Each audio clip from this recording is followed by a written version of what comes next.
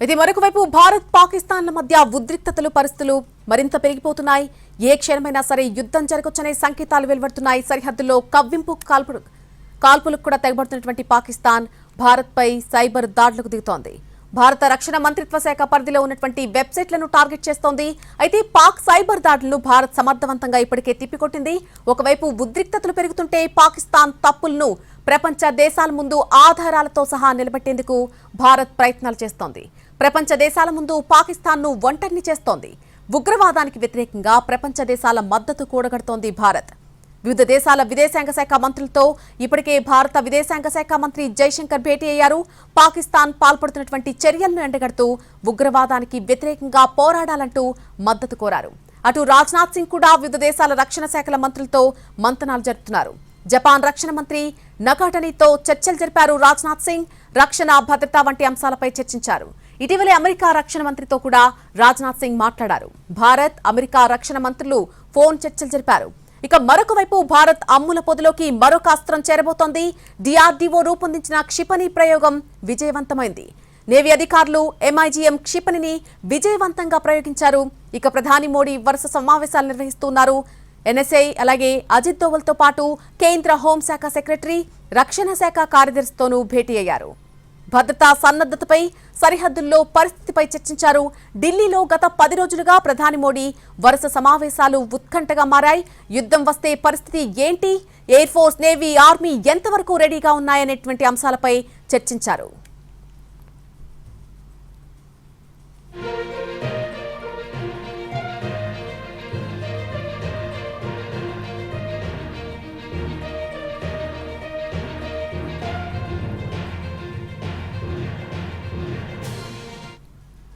భారత్ పాకిస్తాన్ల మధ్య ఉద్రిక్తతలు పతాక స్థాయికి చేరుకున్నాయి.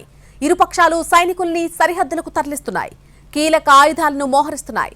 దీంతో ఏ క్షణంలో యుద్ధం ముంచుకొస్తుందో తెలియని పరిస్థితి నెలకొంది. దశాబ్దాలుగా పాకిస్తాన్ ఆగడాలను సహిస్తూ వచ్చింది భారత్. కానీ ఇకపై ఏ మాత్రం సహించే పరిస్థితిలో లేదు. పాకిస్తాన్పై ఎలాంటి చర్యలు తీసుకోవాలనే దానిపై కేంద్రం ముమ్మర కసరత్తు చేస్తోంది. సైనిక అధికారులతో ప్రధాని నరేంద్ర మోడీ వరుస సమీక్షలు నిర్వహిస్తున్నారు. మరోవైపు త్రివిధ దళాల చేతికి కీలక ఆయుధాలు అందుతున్నాయి. త్రివిధ దళాల అధిపతులు, రక్షణ శాఖ కార్యదర్శులతో వరుస సమావేశాలు నిర్వహిస్తున్నారు ప్రధాని. భద్రతా సలహాదారు అజిత్ దోవల్ కూడా ఈ భేటీలో పాల్గొంటున్నారు. ఢిల్లీలో గత 10 రోజులుగా ఈ తంతు నడుస్తూనే ఉంది. భద్రతా సన్నద్ధత, సరిహద్దుల్లో పరిస్థితులపై వాళ్లతో చర్చిస్తూ ఉన్నారు ప్రధాని. పాకిస్తాన్ బలమేంటి, బలహీనత ఏంటి, ఏ ప్రాంతంలో పాకిస్తాన్ బలగాలు మోహరించాయి, పాకిస్తాన్ ఎలాంటి ఆయుధాలను రంగంలోకి దించబోతోంది, మనం దాడి చేస్తే పాకిస్తాన్ ప్రతిస్పందన ఎలా ఉంటుంది, దాన్ని మనం ఎలా ఎదుర్కోవాలి అనే అంశాలపై సమాలోచనలు జరుగుతున్నాయి. పాకిస్తాన్కు సహకరించే దేశాలేవి, మనకు అండగా నిలిచే వాళ్ళెవరు అనేది కూడా చర్చిస్తూ ఉన్నారు. అలాగే ఇంటెలిజెన్స్ విభాగం నుంచి ఎప్పటికప్పుడు అందేటువంటి కీలక సమాచారాన్ని కూడా విశ్లేషిస్తున్నారు. దీంతో పెహల్గాం దాడికి ప్రతీకారం ఎలా ఉండబోతుంది అనేటువంటి ఉత్కంఠ నెలకొంది. ఇక పెహల్గాం ఉగ్రదాడి తర్వాత పాకిస్తాన్పై దేశవ్యాప్తంగా ఆగ్రహం పెల్లుబుతుంది. హిందువులు, ముస్లింలు, సిక్కులు అనే తేడా లేకుండా రోడ్లపైకొచ్చి నిరసనలు తెలుపుతున్నారు. ఉగ్రవాదుల మూలాలు పాకిస్తాన్లో ఉన్నాయి కనుక ఆ దేశానికి సరైన రీతిలో సమాధానం చెప్పాలనే డిమాండ్ సర్వత్రా వినిపిస్తోంది. కేంద్ర ప్రభుత్వ స్పందన కూడా ప్రజల ఆకాంక్షలకు తగ్గట్టుగా ఉంది. ప్రజలు కోరుకుంటున్నదే ఖచ్చితంగా జరిగి తీరుతుందని స్వయంగా రక్షణ మంత్రి రాజ్నాథ్ సింగే స్పష్టం చేశారు. బుధవారం అంటే రేపు 244 జిల్లాల్లో మాక్ డ్రిల్స్ అనేవి జరగబోతున్నాయి. దాడుల సమయంలో భద్రతా చర్యలపై పౌరులకు శిక్షణ ఇవ్వనున్నారు. శత్రువు వైమానిక దాడులకు తెగబడితే ఎలా తప్పించుకోవాలి, ఎలాంటి ప్రదేశాల్లో దాక్కోవాలి వంటి అంశాలపై ప్రజలకు అవగాహన కల్పించాలని పేర్కొన్నారు. 1971 తర్వాత ఈ తరహా మాక్ డ్రిల్ కు కేంద్రం సిద్ధం కావడం ఇదే తొలిసారి. మరోవైపు రాష్ట్రాలు, కేంద్రపాలిత ప్రాంతాలతో హోంశాఖ కార్యదర్శి ప్రత్యేకంగా సమావేశం కానున్నారు. యుద్ధం వస్తే పరిస్థితి ఎలా ఉంటుందో తెలియదు, కానీ ప్రతిసారి అది ఏకపక్షంగా అయితే సాగదు. శత్రువు చావు దెబ్బతినే ముందు తన శక్తినంతా వినియోగిస్తాడు. పాకిస్తాన్ తన వద్ద గల అన్ని రకాల ఆయుధాలని వినియోగించే అవకాశం కనిపిస్తోంది. తమ వద్ద అణ్వాయుధాలున్నాయంటున్నారు పాక్ పాలకులు. దాన్ని కేవలం మేకపోతు గాంభీర్యంగా తీసి పారేయడానికి కూడా వీల్లేదు. అందుకే పాకిస్తాన్ అణు క్షిపణుల్ని ప్రయోగిస్తే వాటిని గగనతలంలోనే ధ్వంసం చేసే వ్యవస్థలను కీలక ప్రాంతాల్లో మోహరిస్తోంది భారత్. పెహల్గాం ఉగ్రదాడికి ప్రతీకారంగా భారత్ ఖచ్చితంగా సైనిక చర్య చేపడుతుందని పాకిస్తాన్ గట్టిగా నమ్ముతోంది.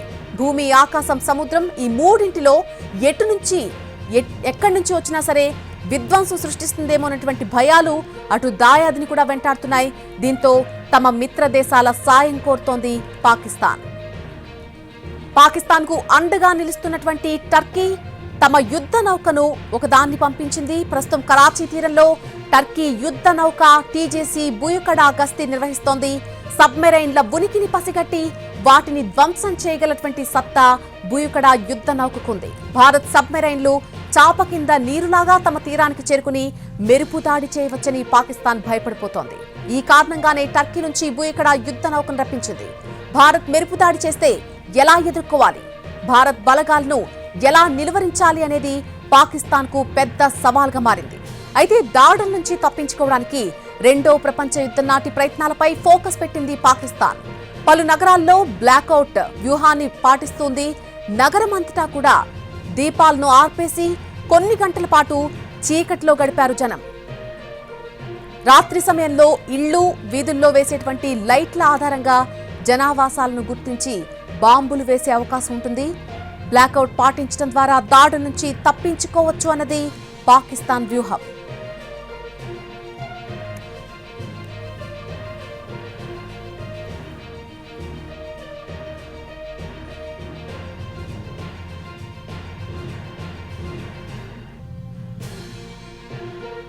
ఇప్పటికే పాకిస్తాన్ పై దౌత్య యుద్ధం ప్రారంభించింది భారత్. అంతర్జాతీయ వేదికలపైన పాకిస్తాన్ ను ఎండగడుతోంది. ఉగ్రవాదాన్ని పెంచి పోషిస్తున్నందుకు ప్రపంచ దేశాల ఎదుట ఒక దోషిగా నిలబెట్టింది. ఇప్పటికే ఆర్థికంగా చితికిపోయిన పాకిస్తాన్ ఆర్థిక మూలాలను మరింత దెబ్బతీసేలా పావులు కదుపుతోంది.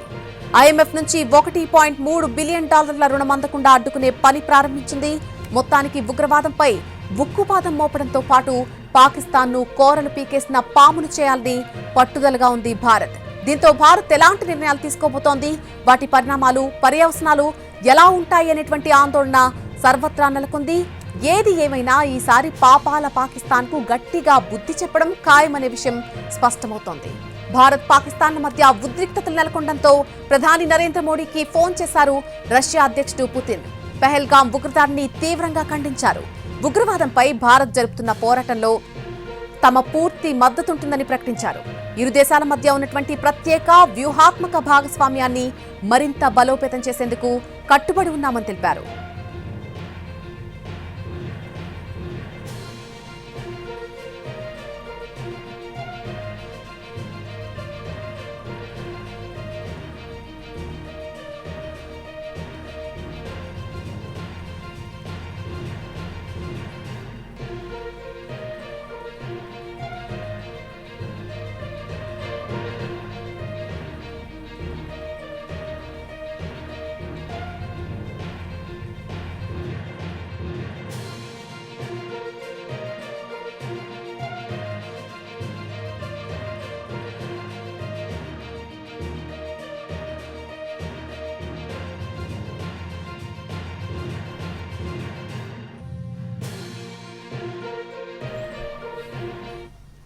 పెహల్గాం ఉగ్రదాడికి ప్రతీకార చర్యగా జలయుద్ధం ప్రారంభించింది భారత్.